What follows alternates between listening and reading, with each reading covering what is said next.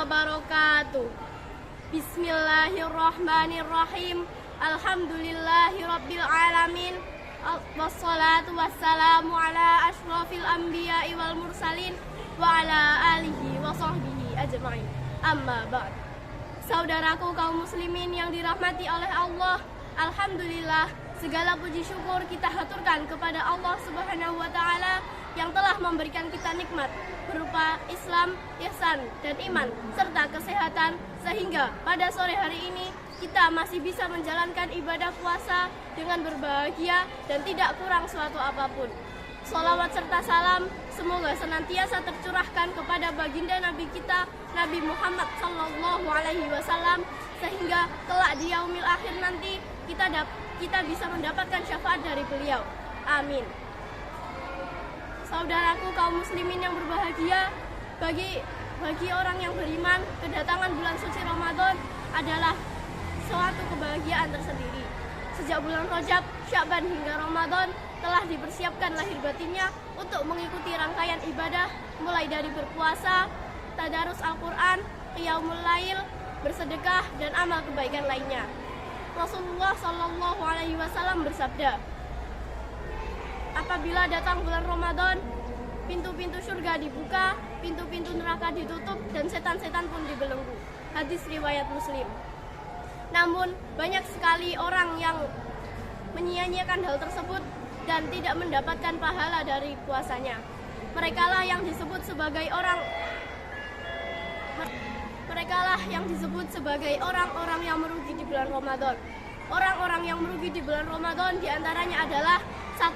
Orang yang puasanya hanya mendapatkan lapar dan haus.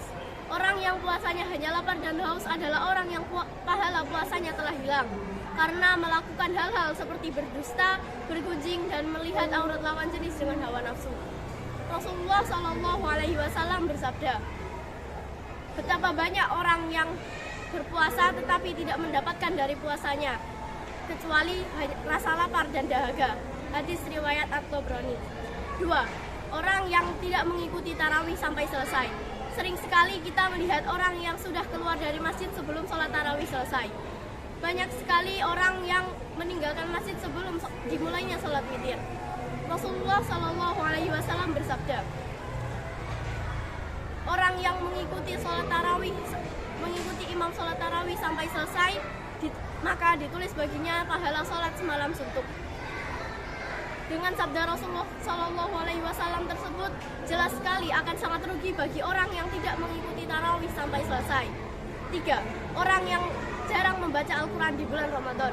Membaca Al-Quran sebagai kitab suci umat Islam tentu saja menjanjikan banyak pahala, apalagi saat dilakukan di bulan Ramadan. Rasulullah SAW bersabda, barang siapa membaca satu huruf dari Al-Quran, maka baginya satu kebaikan, dan satu kebaikan itu dilipat gandakan dengan 10 pahala.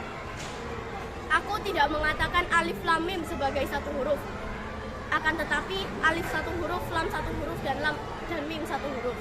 Hadis riwayat At-Tirmidzi. Dengan sabda Rasulullah tersebut, kita bisa melihat betapa besarnya pahala yang kita dapat saat membaca Al-Quran di bulan Ramadan. Setidaknya kita bisa mengamalkan membaca Al-Quran di bulan Ramadan serutin mungkin. Banyak juga orang yang membuat target menghatamkan Al-Quran di bulan Ramadan ini.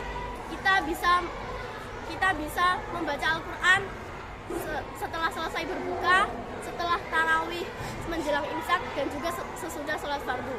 4. Orang yang tidak bisa menjaga sholatnya. Orang yang as-sholatu imaduddin, sholat adalah tiang agama.